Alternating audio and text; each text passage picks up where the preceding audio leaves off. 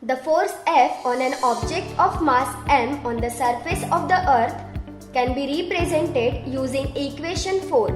Therefore, weight W is equal to F is equal to m into g, where g is equal to gravitational force into mass of the earth upon r square. Weight being a force, its SI unit is Newton.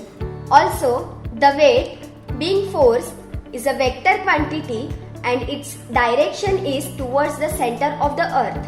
As the value of g is not same everywhere, the weight of an object changes from place to place, though its mass is constant everywhere. Gravitational waves.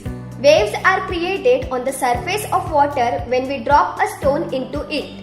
Similarly, you must have seen the waves generated on a string when both its ends are held in hand and it is shaken. Light is also a type of wave called the electromagnetic wave. Gamma rays, X-rays, ultraviolet rays, infrared rays, microwave and radio waves are all different types of electromagnetic waves. Astronomical object emits these waves and we receive them using our instruments. All our knowledge about the universe has been obtained through these waves. Gravitational waves are very different type of waves.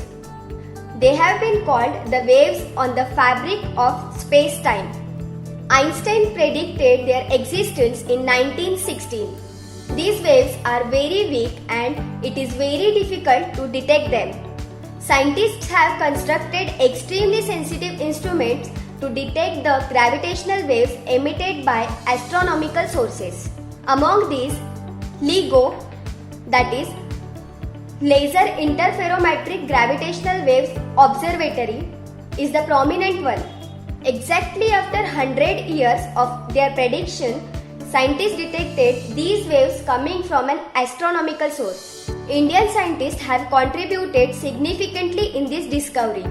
This discovery has opened a new path to obtain information about the universe.